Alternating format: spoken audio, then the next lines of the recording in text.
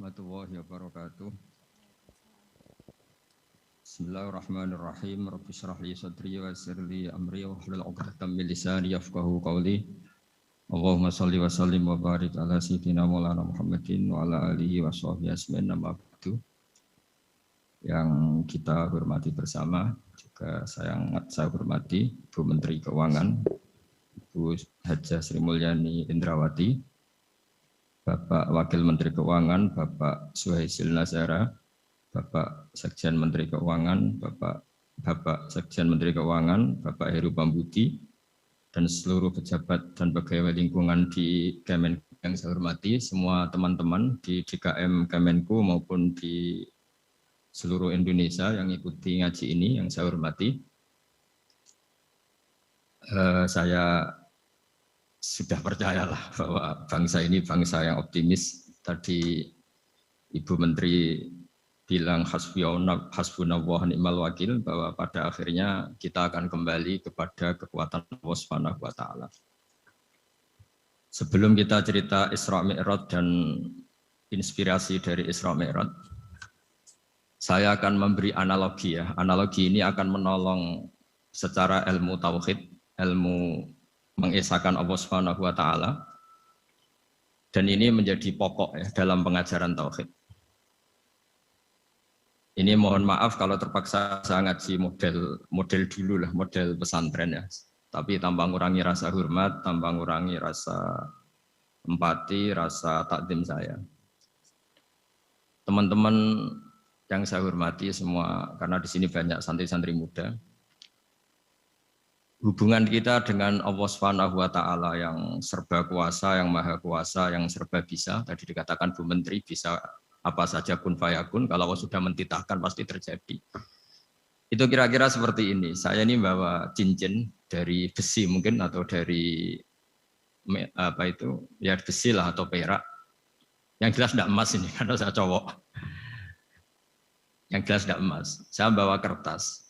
Kalau Anda saya tanya, kertas ini sama cincin kuat mana? Pasti akan menjawab kuat cincin, karena materinya dari besi.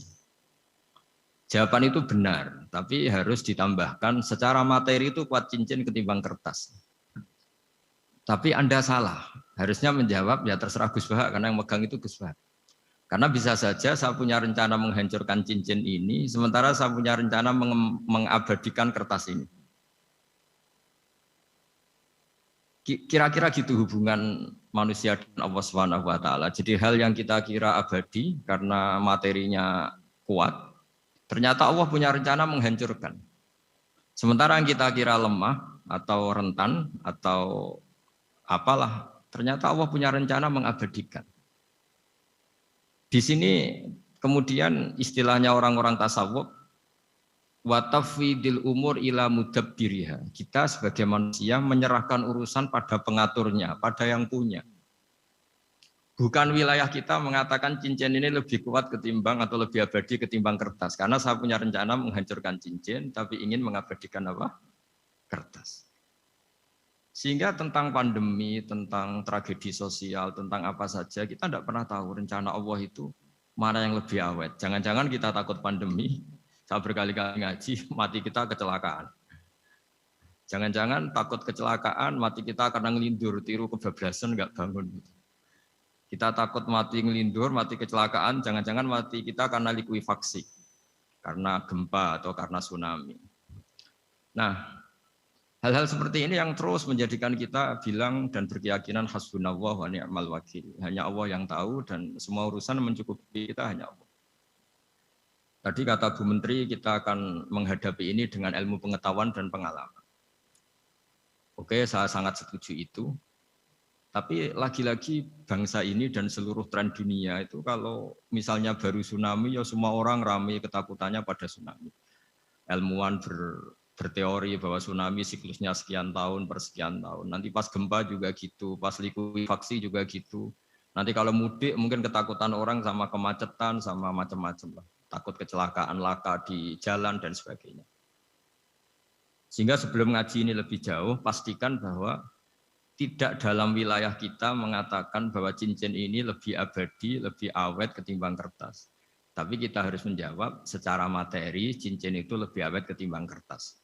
Tapi secara hakikat ya terserah yang mengendalikan, terserah yang punya, rencananya apa. Nah, di sini pentingnya ngaji. Karena dari ngaji itu kita akan kembali ke ma'rifatullah, ngerti Allah yang sebenarnya. Sebab itu di surat Isra disebut pada akhirnya ngaji itu apa? Subhanalladzi asra bi 'abdihi lailam minal masjidil haram ilal masjidil aqsa alladzi barakna haulahu. Tujuan akhirnya linuriyahu min ayatina. Bahwa Mi'raj itu hanya bagian kecil yang dingertikan kita betapa dahsyatnya kekuasaan Allah Subhanahu wa taala. Betapa tidak terbatasnya kemampuan dan kebisaan dan kudrahnya Allah Subhanahu wa taala. Makanya masih dikatakan min ayatina, itu masih sebagian kecil dari ayat-ayat kata Allah. Lalu dalam surat Kahfi diterangkan, ketika orang kagum dengan Ashabul Kahfi yang bisa hidup tidur dalam keadaan hidup 309 tahun atau Masehinya 300 tahun, kalau Hijriahnya 309 tahun. Itu mungkin kalau kita ilmuwan, ahli baksil ya, atau ahli apalah, itu mungkin lebih kagum tentang nyamuk. Saya berkali-kali bilang, andaikan kita sepakar-pakarnya, terus disuruh bikin nyamuk itu, nggak usah bikin nyata hidup, bikin patungnya saja.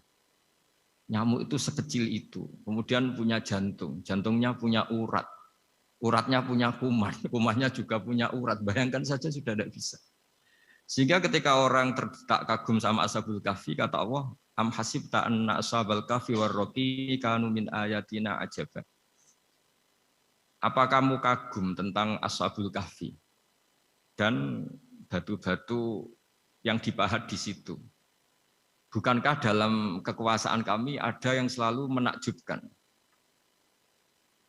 Artinya, andaikan kita ilmuwan tentang embriologi, tentang hewan, tentang kuman, mungkin cerita tentang nyamuk itu lebih dahsyat ketimbang tidurnya Ashabul Kahfi yang 309 tahun.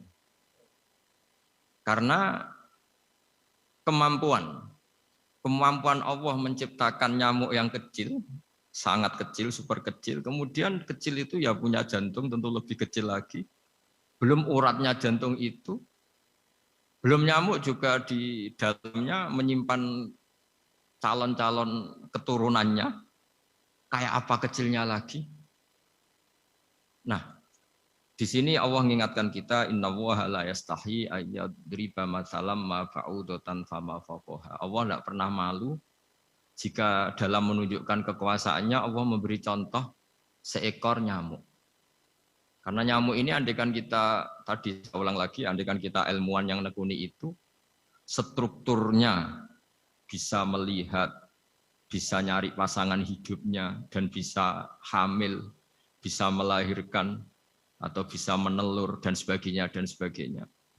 Maka kita akan kagum sekagum-kagumnya betapa kita di depan kekuasaan Allah Subhanahu wa taala tidak siapa-siapa, dan akhirnya kita ikrar-ikrarnya asyhadu alla ilaha illallah, bahwa tidak ada kekuasaan selain kekuasaan Allah Subhanahu wa taala. Lalu kenapa nyamuk itu tidak menjadi perhatian publik? Ternyata kita dibodohkan oleh kepentingan kita sendiri. Karena dari awal kita menganggap nyamuk itu problem, penyakit. Ya sudah, bawaan kita mungkin cari obat supaya bisa membunuh nyamuk itu. Atau melihat nyamuk itu sebagai problem, bukan sebagai ayatun min ayatillahi ta'ala, sebagai tanda-tanda kebesaran Allah Subhanahu wa ta'ala. Sehingga akhirnya manusia itu butuh yang namanya mukjizat dahsyat yang mudah dilihat, mudah dirasakan. Akhirnya kita tahu dalam sejarah para nabi, Nabi Musa minta mukjizat Laut Merah dibelah sehingga bangsa Israel bisa melewati kejaran Fir'aun dan sampai selamat dari kejaran Fir'aun. Nabi Soleh umatnya minta keajaiban, yaitu onta keluar dari batu besar. Dan Nabi Soleh menuruti, akhirnya ada unta yang keluar dari batu besar.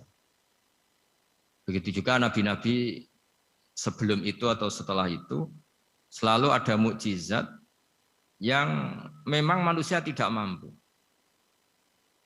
Nah, kata tidak mampu ini yang semua umat para nabi tidak akan seunggul umat Nabi Muhammad SAW.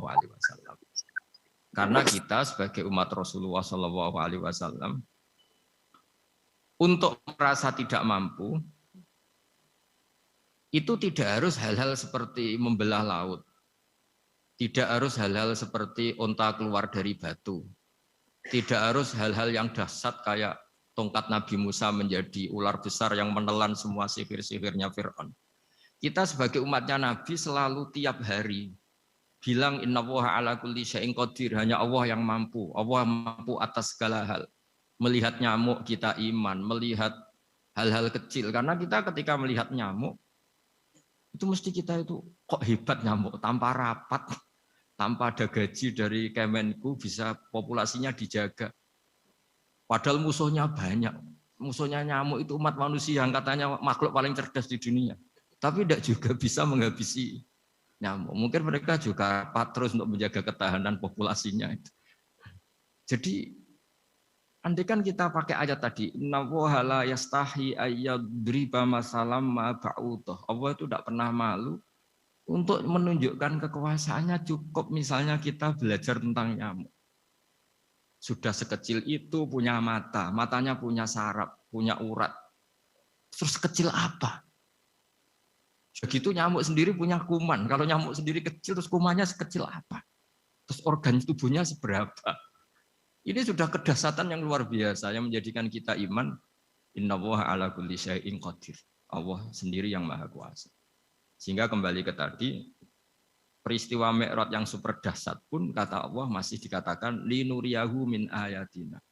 Hanya untuk menunjukkan sebagian dari ayat-ayatku. Bukan mewakili semua ayat-ayat kekuasaan Allah Ta'ala. Tapi sebagian, min itu tab'id sebagian. Lalu sebelum kita jauh belajar, kita sendiri juga, saya sendiri masih belajar. Kehebatan